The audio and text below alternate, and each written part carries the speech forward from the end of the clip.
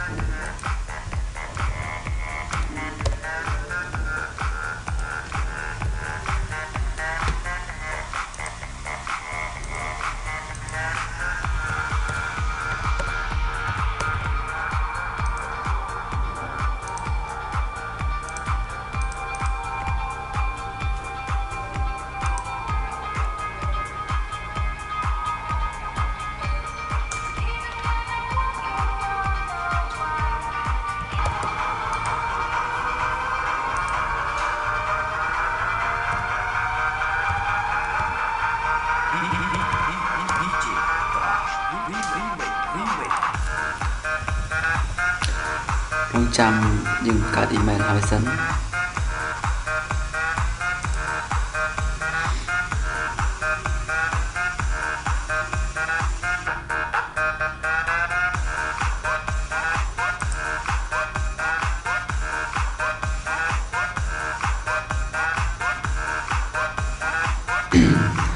ឡូវយើងបានបង្កើត email មួយហើយ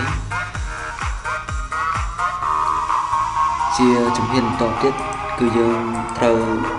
ដំឡើងកម្មវិធី iTunes កម្មវិធី iTunes អាច download បាននៅយើងចូលទៅ Google search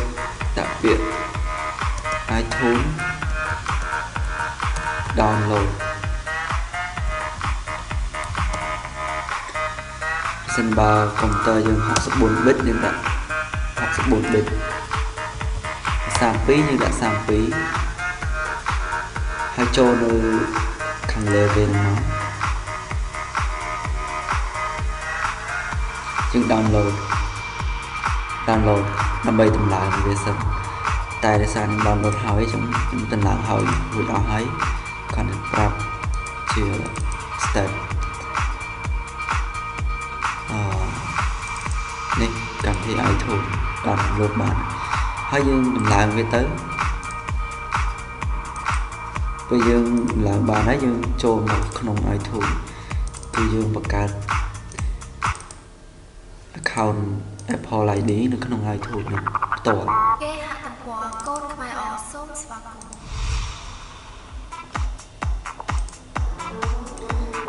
គឺយើងចូលក្នុង iTunes Store ហ្នឹងមកបន្តមកទៀតយើង go to iTunes Store នេះយើង search ជាកម្មវិធីអ្វីក៏បានឧទាហរណ៍ដូចជា Flappy Bird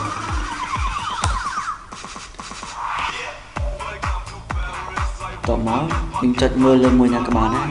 មិនចាំតែ Flappy Bird កម្មវិធីក៏បានចុចលើវាមកតមកទៀតយើងចុចលើពាក្យ free នោះវាទាមទារយើងដាក់ account ចូលតែយើងចុចកន្លែង create new Apple ID ដើម្បីបង្កើត account ថ្មី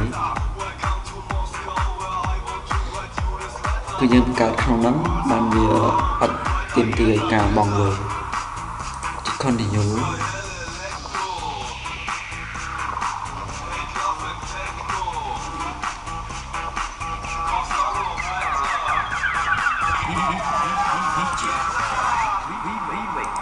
យើងគ្រីសវានៅខាងក្រោម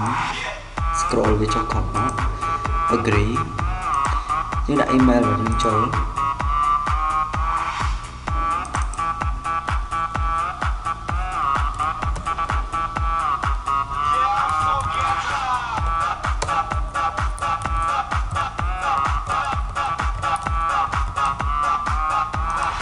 password គឺយើងតម្រូវយើងដាក់អក្សរធំ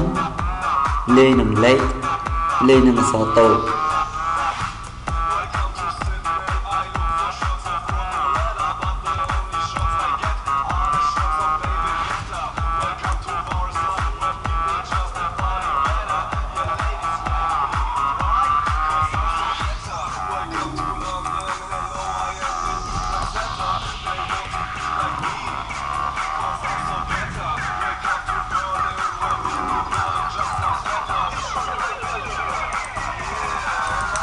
តើមកយើងដាក់សំណួរខ្លួនឯងដែលនេះជា security របស់វាយើងដាក់សំណួរមក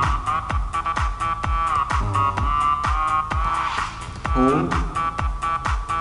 are you ទៀមទីអាហ្នឹងពេលណាថ្ងៃក្រោយយើងភ្លេចលេខកូដអីយើងអាចចាំចម្លើយរបស់វា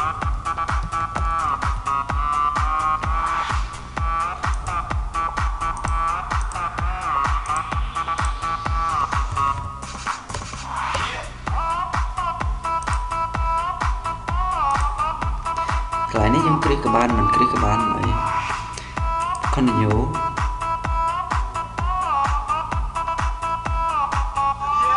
នេះហើយគឺជាកន្លែងដែលយើងមិនចាំបាច់បង់ប្រាក់វាមាន Visa Mastercard និងអីទៀតយើងចុចលើពាក្យ None តើមកកូដនេះយើងមិនបាច់ដាក់សេទេ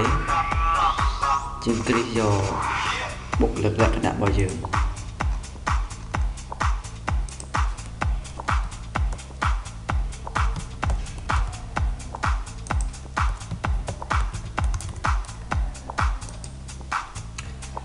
យើងដាក់ផ្លូវដាក់ស័យឋានមក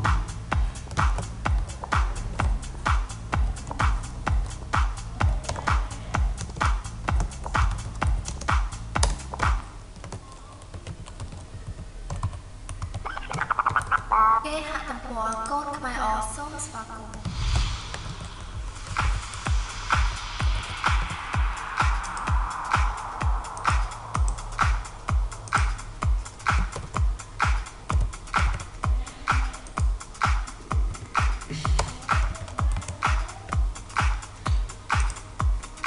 ចំពោះលេខទូរស័ព្ទយើងដាក់តែ4ខ្ទង់បានហើយ4ឬក៏5ខ្ទង់ទៅបានហើយ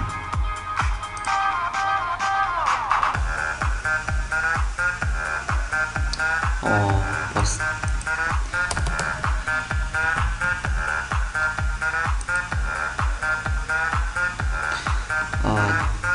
យើងធ្វើការស្វែងរក postcode វាផ្លេចសិនដាក់ផ្លេច postcode វាខុសអានេះគឺជា postcode នៅទីក្រុងភ្នំពេញឥឡូវខ្ញុំយក postcode របស់រស័យកែវយកមកដាក់មួយ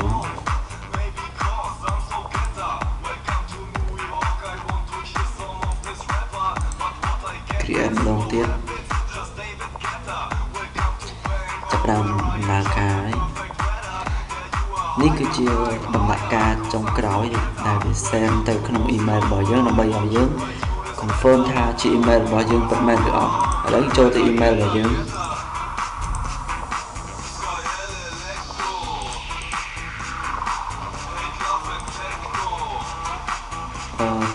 ជួនកាលវាអត់តាមចូលទេព្រោះ Apple ID ដាក់ Gmail គឺយូរតែមកទៅចូលជាងអាឡោះវាជាងសារ refresh វាដើម្បីឲ្យ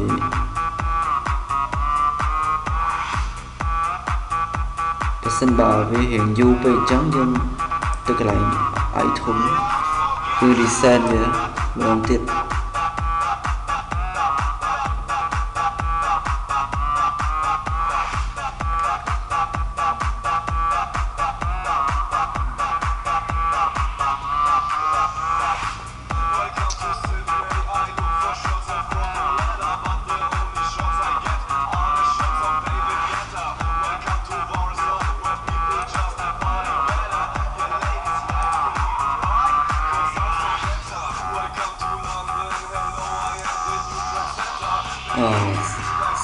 ធ្វើការរងចាំពេលហ្នឹង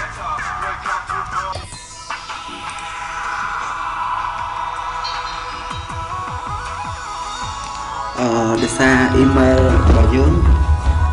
Gmail ដល់ពេល Gmail វាយូរក្នុងការ send ទៅ email យើងអញ្ចឹងយើងធ្វើការដូរ email ចេញបង្កើត Apple ID គឺយើងដាក់ Yahoo បានល្អវាស្រួលជាង Gmail អញ្ចឹងយើងចូលទៅ home ហ្នឹងមកហើយយើងចុចកន្លែង email យើងនៅខាងឆ្វេងនេះចូលកន្លែង my account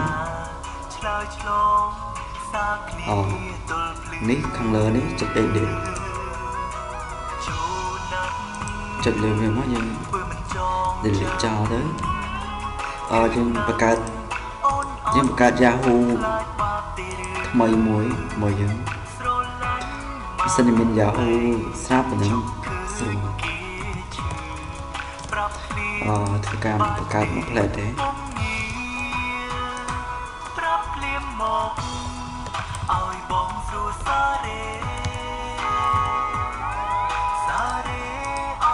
password Yahoo មិនចាំដែរយើងត្រូវដាក់អក្សរធំ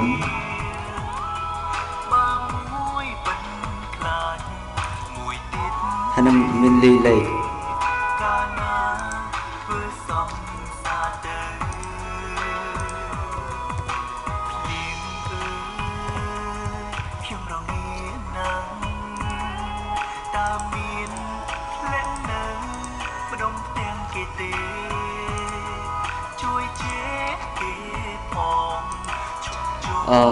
password គឺយើងមិនត្រូវដាក់ឲ្យមានដូចក្នុងឈ្មោះរបស់យើងទាំងអស់ហ្នឹងឯងឈ្មោះយើងហ្នឹងក៏មានដាក់ចូលក្នុងការដែរយើងត្រូវដាក់ផ្សេងហើយពីហ្នឹង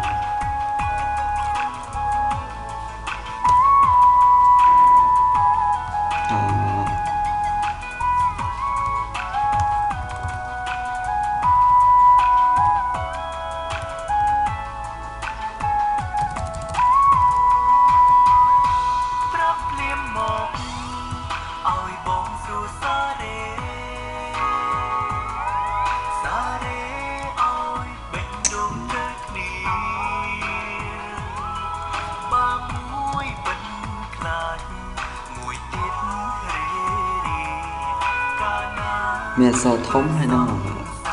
ក្សរតូចនឹងលេ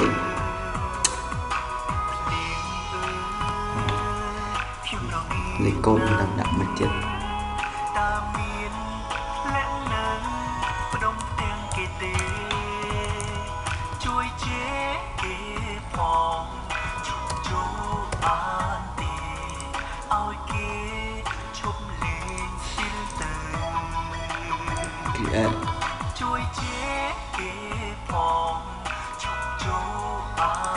សេសតាមហ្នឹង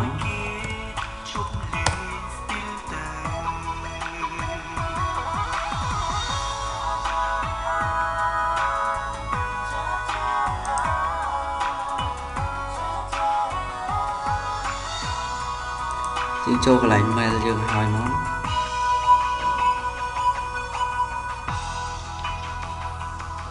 គឺយើងដូរដាក់ email ថ្មីរបស់យើង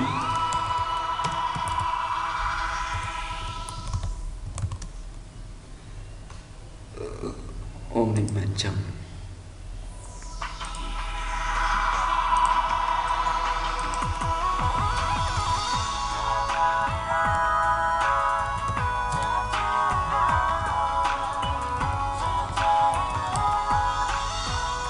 យើងរក្សា password យើងនៅដែរ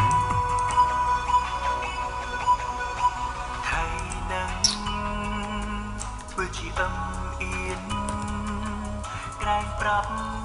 ហើយដើរព្រមធ្វើសង្សារយកមិនចាំទេថាជាអ្នកណាឆ្លើយឆ្លងសាគ្នាទល់ភ្លឺចូលណាស់ធ្វើមិនចងចាំគ្រឹះណាំអូនអត់ខ្លាចបាបទេឬស្រឡាញ់មកអីចង់ឃើញគេឈឺ បានទេបង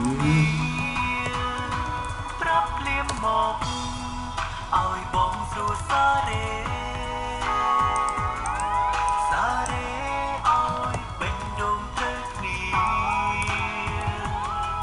បានមួយបិទខ្លាចមួយទៀតរេរីកាលណាធ្វើសំសាទៅ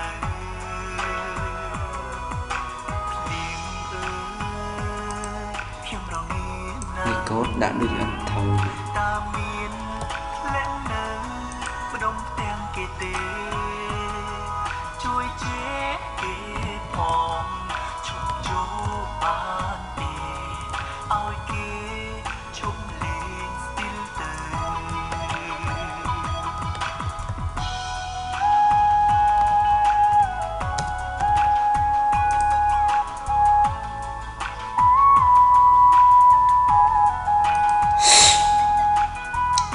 ឡើយយើងដូរកូនបានហើយដូរអ៊ីមែលបានហើយ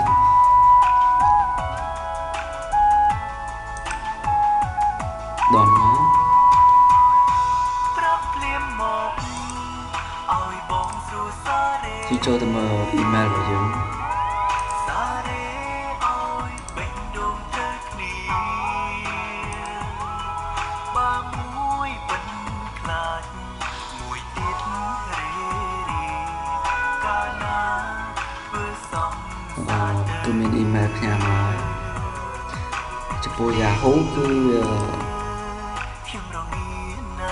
វាលឿនជាង Gmail ម្ដុំទាំងគេទេជួយជេរគេផងនេះគឺជាសាររបស់ Apple ID ផ្ញើមកយើងហើយយើងចុចលើពាក្យ Verify now ជួយជេរគេផងឈប់ចូលបានទេឲ្យគេឈប់លេងស្ទីលទៅតើមកយើងដាក់អ៊ីមែលយើងចូលឡើងហ្នឹង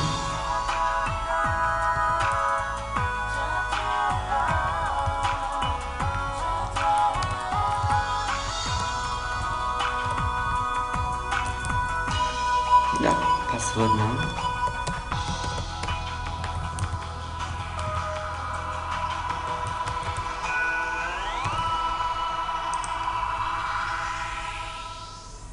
អូ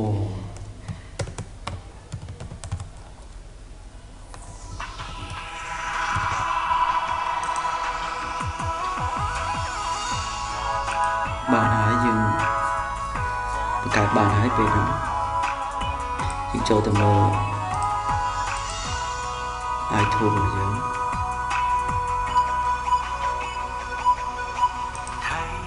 ពេលហ្នឹងយើងអាចធ្វើការដោនបាន